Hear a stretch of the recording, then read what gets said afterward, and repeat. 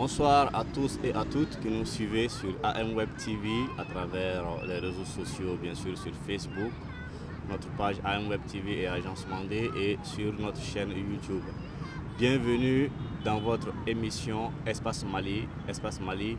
Jamukam Konana, Ani Anga, Jamana, Makalani, Mahakli Dulucharnu, Name Sigiga Kuma, Masala, Anga Jamana Tabuluka. Mɔgɔw minnu bɛ na ka na masala ni anw ye o ye maaw ye minnu lakodɔnnen don wa minnu kɛlen don ka dɔnniya kɛ u ka domaine na u bɛ na k'u da don u ka domaine tagabolo la an ka jamana kɔnɔ domaine yɛrɛ tagabolo bɛ cogo min na a tagaɲɛ bɛ cogo min na jamana bɛ ka a labaara cogo min na ani a bɛ ka contribuer jamana taaɲɛ la cogo min na u bɛ na ka n'u da don o la k'u fɛsɛfɛsɛ k'a di ne ni aw ma walasa bɛɛ ka se k'i ka hakilinata sɔrɔ a la ka faamuyali sɔrɔ a la an bɛ fili min kɔnɔ ka bɔ fili kɔnɔ hakilina min b'an na k'a sɔrɔ o tɛ sababa ye k'an kisi k'an tanga aw ma o kosɔn n b'a fɔ aw ye bi encore une fois installez-vous bien pour une nouvelle émission ou du moins un nouveau numéro de votre émission Espace Mali. Bienvenue. Bi maa min b'an bolo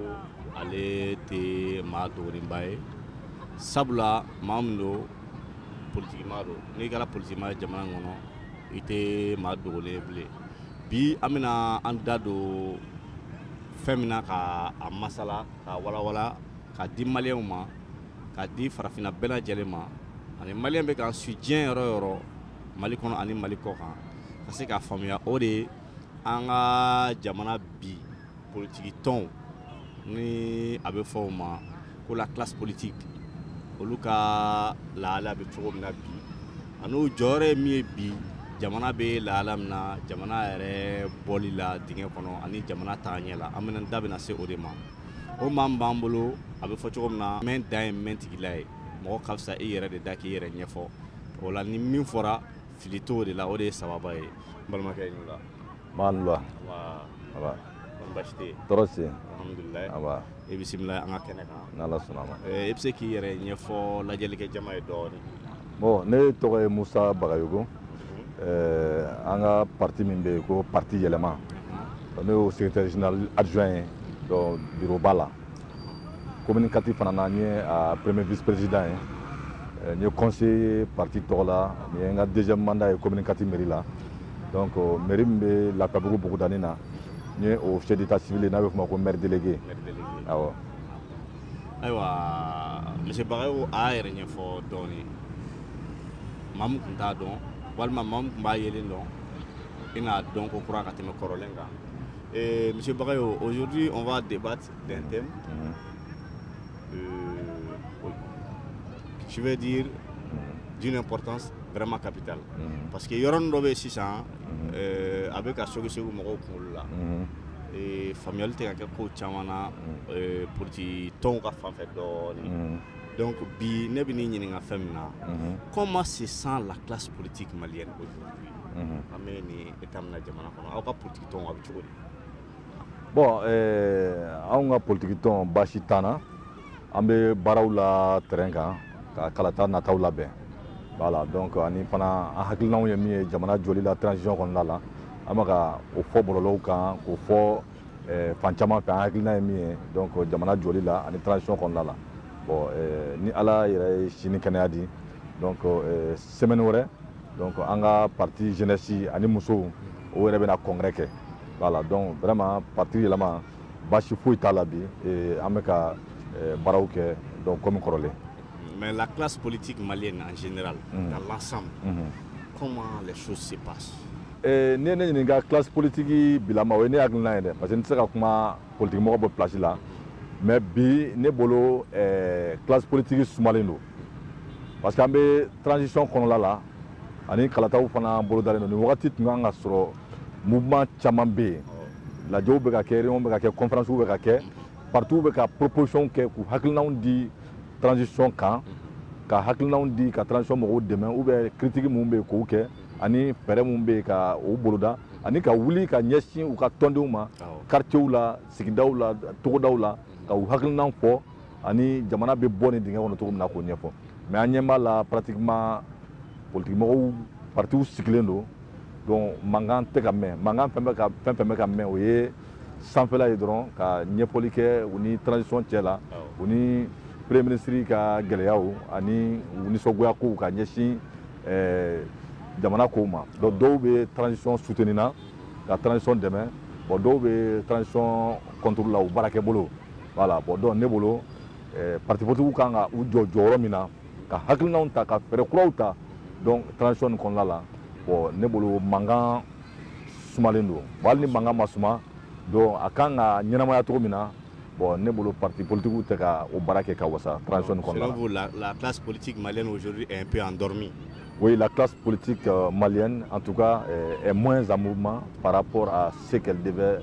faire comme travail. Et en tant qu'homme politique et un cadre de l'un des plus grands partis du Mali, et puis c'est comme une force 600, ou bien hakilina jumɛn de bɛ yɛrɛ la sisan pour que o sunɔgɔ in o farifaga min bɛ classe politique la o k'o bila et puis bɛɛ ka wuli k'i ɲɛsin jamana baara in ma. O farifaga bɛ bila togoya saba la. Il faut que partout k'a dɔn k'a fɔ Mali nin ye bɛɛ ta ye n'i y'a ye k'a fɔ alenw bɛ yen bi anw parti bɔ yen anw bɛ fanga ɲini na an bɛ ka fanga ɲini Mali de kɔnɔ an bɛ ka ɲini Mali de bon bi Mali ko yɛrɛ gulonnen don donc an bɛɛ ka wuli ka baara kɛ baara saba bɛ se ka kɛ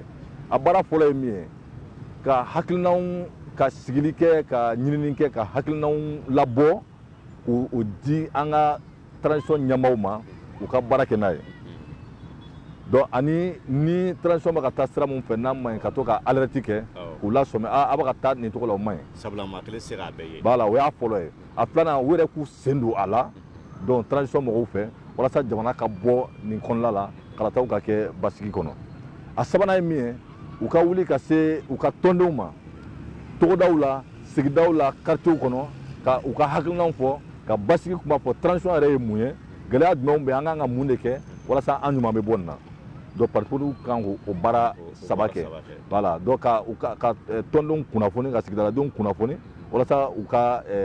u sen don transition na alew yɛrɛ fana k'u sen don a la ani ka hakilinaw di ɲɛmaaw ma hakilina mun bɛ se ka bɛn ni basigi ni kelenya sabati an ka se ka bɔ transition na kalata ɲumanw ka kɛ donc ne bolo u bɛ se ka o baara saba kɛ mais gɛlɛya min bɛ yen o ye politique mɔgɔw yɛrɛ tilalen don parce que nin wagati la normalement majorité man ka kɛ opposition man ka kɛ transition wagati kan ka kɛ bɛn de ye parce que mɔgɔ min bɛ transition ɲɛmɔgɔ la maliden si m'u sigi donc ni malidenw ma si sigi an bɛn'a kan de ka dɔw ta k'u kɛ an ka ɲɛmɔgɔw ye nin waati kɛrɛnkɛrɛnnen kɔnɔna la bon donc o la mɔgɔ man ka kɛ pour ou bien contre an bɛɛ kan ka fara ɲɔgɔn kan k'u dɛmɛ mais a fana bɛ dépend u yɛrɛ la u yɛrɛ baarakɛcogo ani u bɛ se parti ma cogo min na.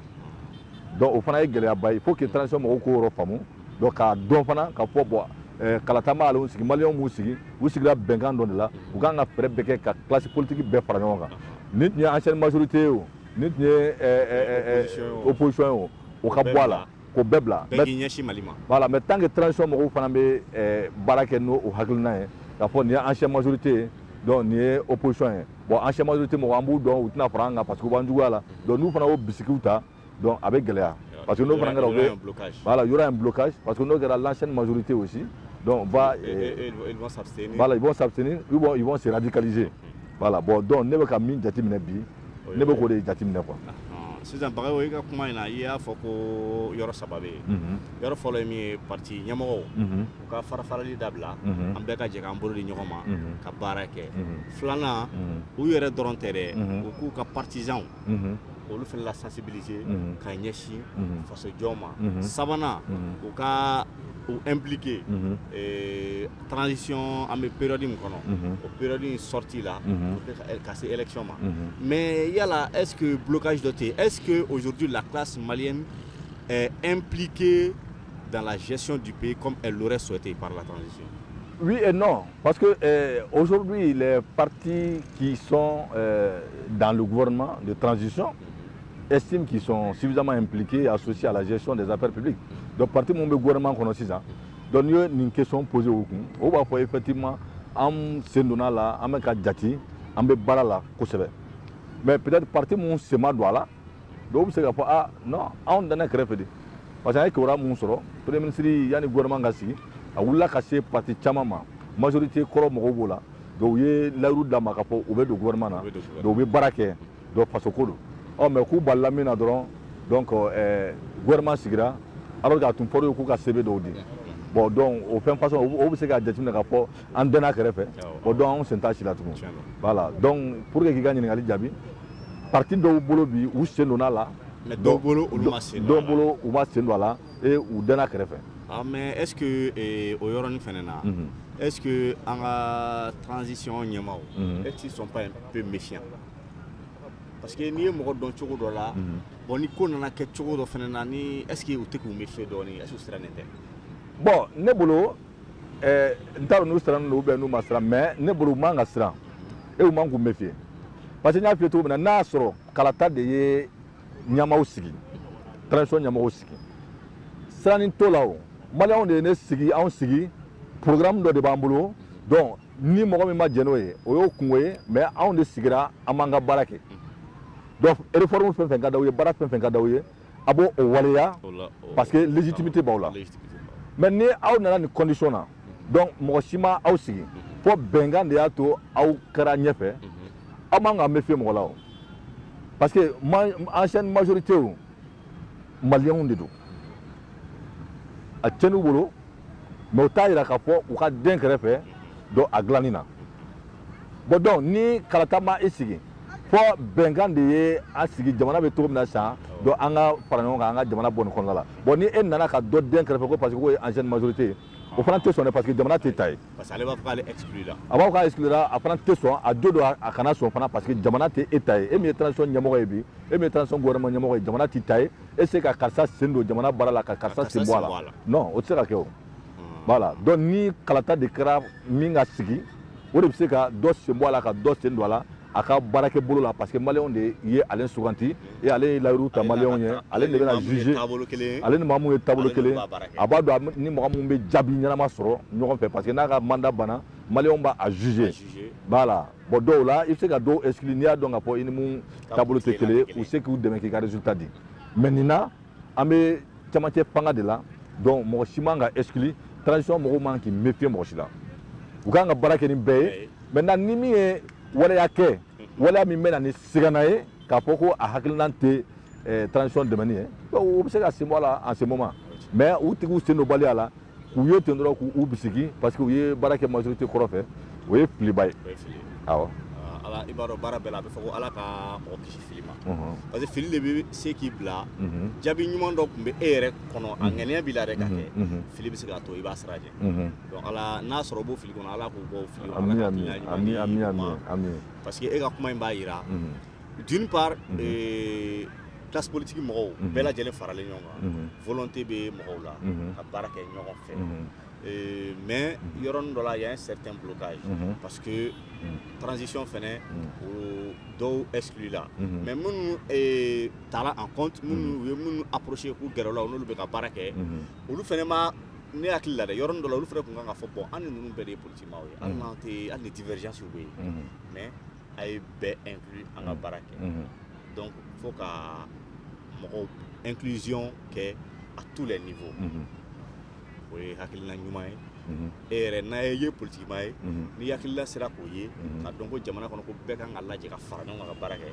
o b'a yira jamana tagaɲɛ ko bɛ kɔnɔ donc faut reconnaître aux gens u ka baara ɲuman ani u ka volonté ɲuman mais an bɛ taa ɲɛfɛ dɔɔni transition in bɛ yɔrɔ min na bi n'i ye transition in ta k'a lajɛ e yɛrɛ hakili la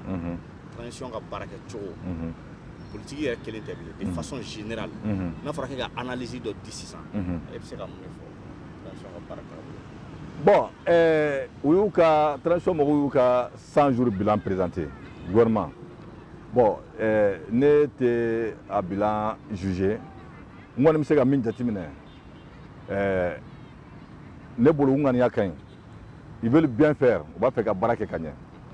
mais fiɲɛ dɔ b'u ka baara la o ye approche ye ani la personne même du premier ministre ni ko ko fɛn min b'u ka baara la n'o ye approche ye baara kɛcogo parce que u bɛ maliyɛnw ka baara de la n'i bɛ maliyɛnw ka baara la n y'a fɔ cogo min na bɛɛjɛ fanga cɛmancɛ fanga wagati n'o ye transition ye a kan ka kɛ bɛnkan kɔnɔ donc ni baara fɛn o fɛn bɛ boloda a kan ka ɲini bɛɛ fɛ bɛɛ ka faamu bɛɛ ka jɛn n'a ye ni bɛɛ ma jɛn ou bien fanba ka jɛn n'a ye mais ni fanba ma jɛn ni baara min ye o ka bila fɔlɔ donc kɔfɛ o bɛ ta parce que cɛmancɛ fanga de don misali la organiser des élections bon premier ministre ko a b'a kɛ a ni b'a kan ko parce que kalata min tɛmɛna n'o nana ni kɔlɔlɔw ye parti politique ko classe politique ko ka organiser unique sigi donc bɛɛ y'o fɔ mais sisan waati laban ninnu na parti politique je crois que 70 partis politiques un regroupement avec des associations politiques o ko bi ko bon organe politique organe unique ni a sigili ka bɔ a ma fɔlɔ parce que u bolo wagati min tɔ tora o ka surun a baaraw se ka kɛ ka kɔn ko ka jaabi ɲɛnama d'a ma donc ko ka a bila bon alors que premier ministre ko dɔ a bɛ kɛ de bon donc gɛlɛya b'o la parce que e ma kalata ma aw sigi fɔ bɛnkan dɔ de y'aw sigi non ni mɔgɔ fanba fana ko bon anw tun ye nin fɔ mais sisan anw bolo c'est pas opportun a ka bila donc kana a sama i b'a ɲini k'u la faamu u ka se k'a faamu ka don a da fɛ mais n'u ma sɔn i b'a bila surtout que transition sariyaw ko ale tɛna kɛ premier ministre tɛna kɛ candidat ye tugun bon ni politique mɔgɔ mun bɛna kɛ candidat ye n'o tun ko organe unique mais sisan n'o ko non an ma sɔn a ma a ka to yen ni kalata kɛra ala k'an kisi ni gɛlɛya bɔra la ale bɛ kuma da sɔrɔ an tun ka mɛn nin k'aw yɛrɛ de ma sɔn donc ni contestation tɛ yen dɛ parce que organe unique aw ma sɔn a sigili ma contestation mais n'a ko k'a b'a jagoya k'a sigi donc ni tɔw fana y'u ban a bɛ na ni blocage ye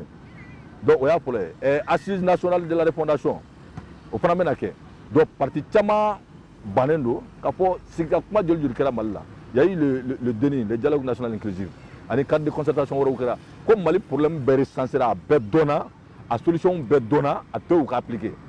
bon ko ka taa lasigi wɛrɛ kɛ miliyari caman ka ta ka don o la o ka bɔ n'o jaabi kelen o ko nafa jumɛn b'o la bon donc mais premier ministre ko a bɛnna mɔgɔ ma ale b'a kɛ a ma bɛn mɔgɔ ma ale b'a kɛ donc ne bolo u ka approche bɛnna mɔgɔ ma b'a kɛ a ma bɛn mɔgɔ ma b'a kɛ oui voilà donc o la u ka approche ne bolo u kana a kɛ ni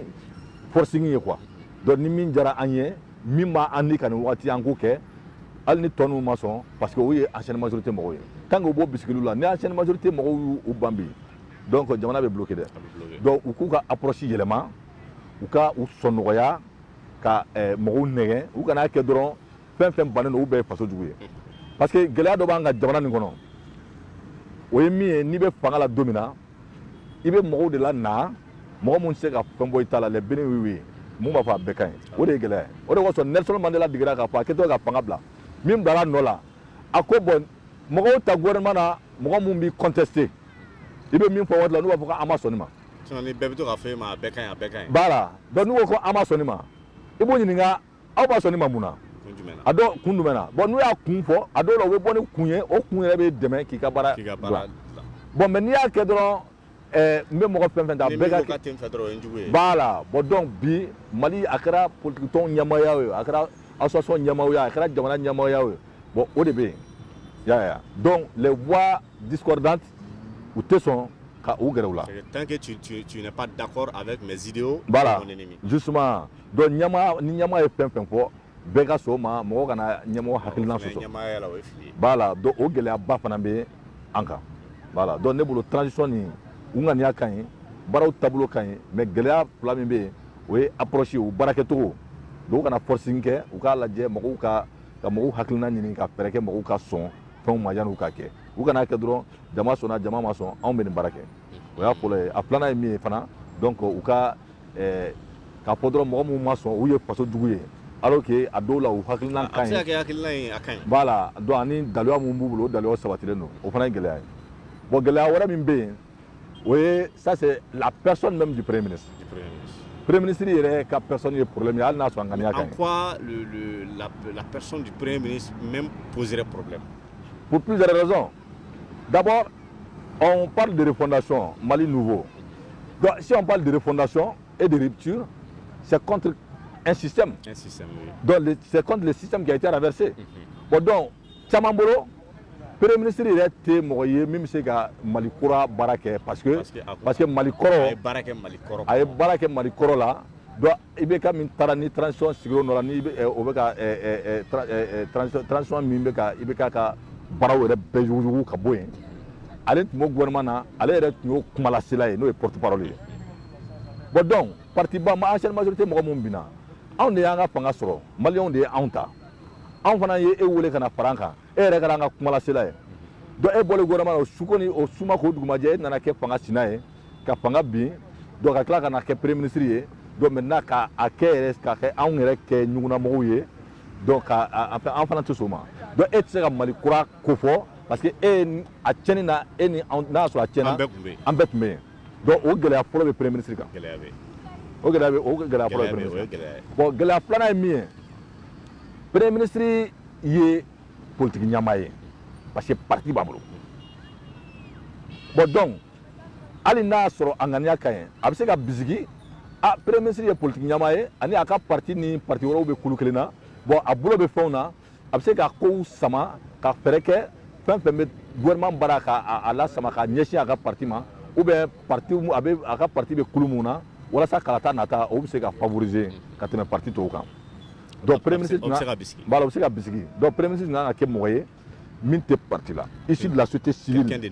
quelqu'un de neutre a ma i bɛ k'a ka fanga kɛ donc parti ɲama tɛ donc le fait que premier ministre ye politique mɔgɔ fana ye alors que a bɛ k'a fɔ ko politique mɔgɔ ninnu de ye alors que a bɛ k'a fɔ ko politique mɔgɔw de ye jamana tiɲɛ donc ko ka to sɔrɔsiw bolo ko politique mɔgɔw de ye jamana tiɲɛ bon donc alors que premier ministre yɛrɛ ye politique mɔgɔ ye parti ɲama don donc caman fana bolo donc ale tɛ se ka réforme kɛ refondation kɛ parce que parti ɲama don bon donc gɛlɛya sabanan ye min ye ka ɲɛsin premier ministre yɛrɛ ma o ye le fait que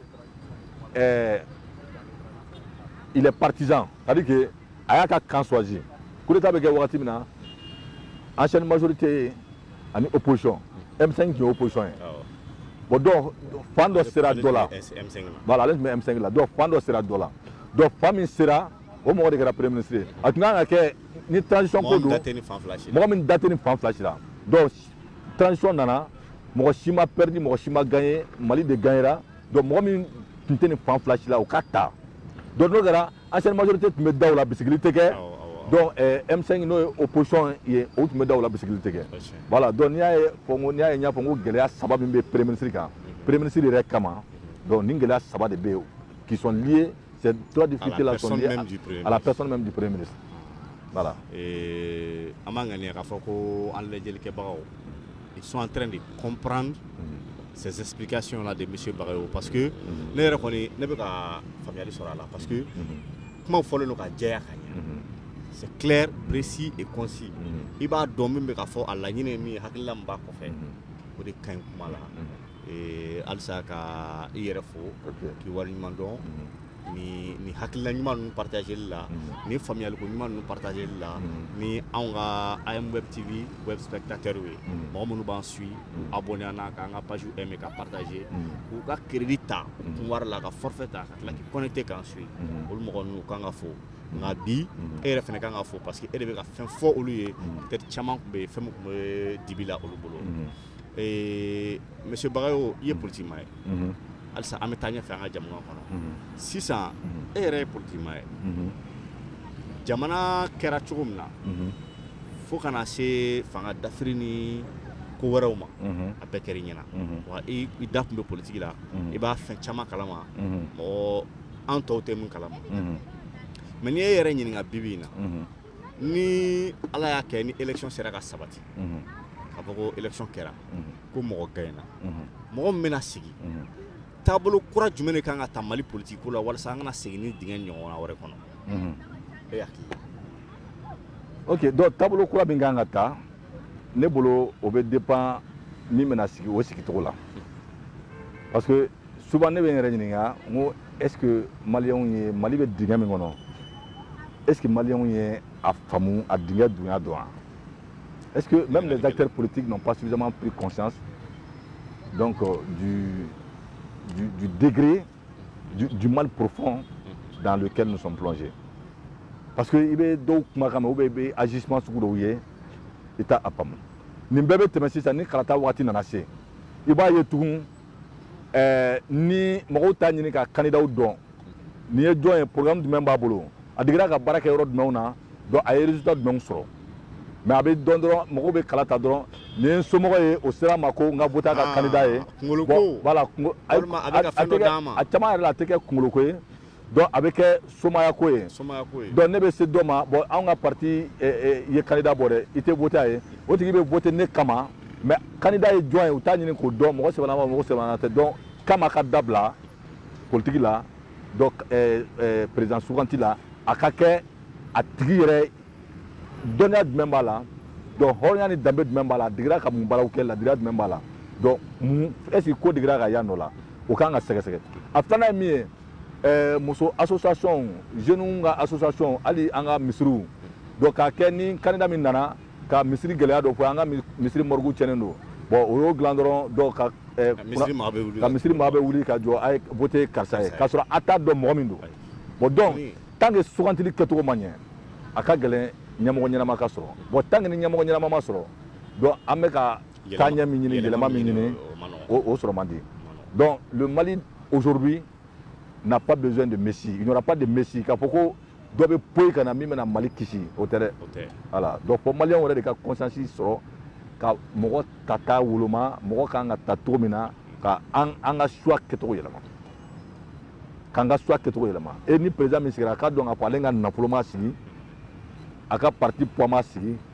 maliyɛnw ye danaya d'a kan k'a sigi o y'a fɔlɔ ye a filanan ye min ye ni ye sɛgɛ ne ye an ka bɔ mandat impératif yɛrɛ la mandat représentatif yɛrɛ la ka kɛ mandat impératif ye parce que Mali la ni m'o ɲɛfɔ an ye an t'o dɔn dɛ voilà mandat représentatif f'an ka bɔ la ka kɛ mandat impératif ye mandat représentatif ye mun ye i maire i député i président n'i sigira i bɛ mandat ban san 5 don bon donc i ka layiru timɛ o i b'i ka san 5 dafa i m'a timɛ o i bɛ san 5 dafa hali ni ye layiru 100 ta population ye ni i ma a bɔ population se k'i bɔ yen nɔ la mais n'a kɛra sisan n'i ye layiru fɛn fɛn ta ou bien i ka programme san 2 ni san 5 don san 2 a ka évaluer i je layiru mun ta kɛnɛya sira fɛ lakana sira fɛ donc kalanko sira fɛ donc a bɛ niveau jumɛn na donc ni a ma bɔli kɛ donc élection anticipée ka organiser ou bien système dɔ ka bila sen kan donc i ka bɔ yen parce que tant k'o tɛ e kɔni b'a bila i kun la ko san 5 don donc a caman na fanga bɛ caman na ɲinɛ parce que u hakili sigilen don n ye baara kɛ n ma baara kɛ donc n bɛna n ka san 5 dafa a dɔw maintenant ni a dɔw la ni san 5 tɔ tora san 1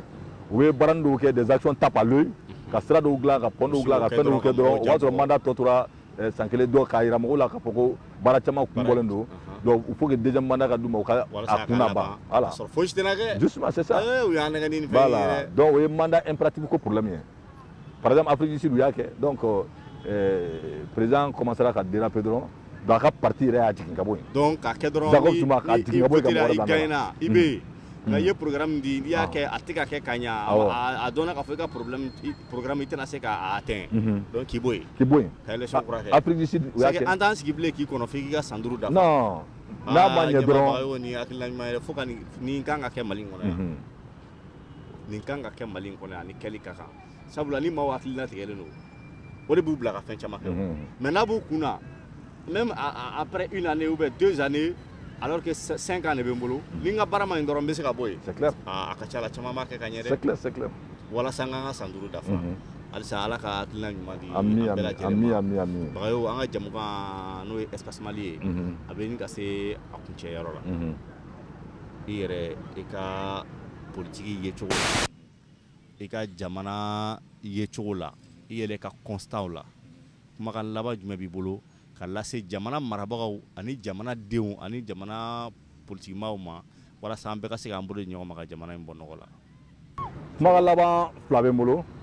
a fɔlɔ ye min ye gɛlɛyaba bɛ Faransi ni Mali cɛ sisan donc dɔw bolo Faransi jo b'a la dɔw bolo premier ministre jo b'a la kumaw fɔra cogo min na donc ne b'a fɛ jamana bɛ cogo min na bi donc jo ni jalaki ka bɔ a la an ka dugumakɛlɛw dabila an bɛɛ ka fara an ka ɲɛmɔgɔw kan bi donc u ni an dɛmɛbagajɛkulu bɛɛ bɛ se ka bɛn cogo min na donc walasa Mali bɛ bɔ nin dingɛ kɔnɔ donc ka bɛɛ ladi premier ministre jo b'a la jo t'a la Faransi jo b'a la Faransi jo t'a la an k'o sama-samali dabila an ka fɛɛrɛ kɛ Mali n'a dɛmɛbagajɛkulu bɛɛ y compris la France an bɛ se k'an tɛgɛ di ɲɔgɔn ma cogo di donc walasa basigi bɛ na Mali la donc an b'o ɲini donc n bɛ yɔrɔ wɛrɛ min fɔ o ye maliyɛn bɛɛ an bɛɛ k'an bolo di ɲɔgɔn ma an ka transition nin dɛmɛ jamana ka bɔ nin cogo la parce que ni i ye kɛlɛ kɛ i tɛ ka premier ministre kɛlɛ i tɛ ka président kɛlɛ i bɛ ka Mali in de kɛlɛ parce que alon bɛ taa Mali bɛ to yen donc ni baara ɲɛn'u bolo président min bɛ sigi o bɛ lafiya mais ni baara tiɲɛn'u bolo président min bɛ sigi a bɛna dingɛ kelen donc a bɛna dingɛ kelen de sɔrɔ yen donc an b'a ɲini bɛɛ fɛ an bɛɛ ka Mali ka intérêt lajɛ an bɛɛ ka baara kɛ ni Mali ka intérêt ye donc walasa jamana bɛ bɔ tan. doit passer avant tout. Le Mali doit passer avant tout. Donc ça c'est vraiment le message. Ani an ka bila an kunkolo la an mun bɛ Bamako yan ani Mali fan tɔw la ka dɔn ko jamana bɛ kɛlɛ la jamana bɛ crise la parce que souvent ne dabali bɛ ban c'est à dire an bɛ fête mun ni jɔyɔrɔ ko kɛlɛ mun na Bamako yan k'a sɔrɔ don o don maliyɛn dɔw bɛ ka faga. Donc il y a des milliers d'enfants u tɛ ka se ka taa école la école datugulen don san joli joli mais Bamako yan ani fan caman fɛ an yɛrɛ bɛ bɛnja la an yɛrɛ t'a dɔn place ko kɛlɛ ni fɛnw an yɛrɛ t'a dɔn ko bɛ ka wuli jamana kɔnɔ donc vraiment ne tun b'a fɛ ka ɲini maliyɛn bɛɛ fɛ an ka dépenses kɛcogo an kumacogo an ka waleyaw kɛcogo an ka comportement a ka dɔn parce que ɲumanya donc o ka sinsin donc walasa jamana ka bɔ nin degun kɔnɔna la. Ainsi, notre émission Espace Mali, ce numéro avec Monsieur Moussa Bagayoko, homme politique, leader des partis politiques, arrive à son terme. Ama ngelen ka foko bi an sigila ka masala min kan no de kun ye an ka jamana politique ko a taabolo bɛ cogo min na a lahala bɛ cogo min na an b'a ŋɛnɛ k'a fɔ ko an lajɛlikɛbaga bɛɛ lajɛlen sababa sɔrɔ a ka ɲɛfɔli la sabula Bagayogo a ka kuma ninnu kun jɛlen don u tilelen don maa o maa a ma se diyagoya i ka kɛ politikimaa ye i ka da ka don jamana ko la k'a fɔ k'i ka ninnu faamuya ainsi nous vous remercions encore une fois de votre fidélité. On vous demande d'aimer, de partager nos publications, de vous abonner à nos pages sur Facebook et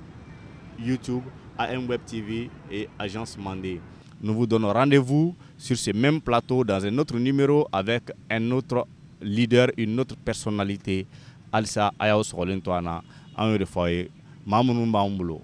Maoredo, hakili be mun na famiyali be mun na wa be mun fɔ a be famiya ni Ala sɔnna aw kan bɛn ni kɛnɛ kelen kan a jamukan ɲɔgɔnna wɛrɛ la ni maa wɛrɛ ye.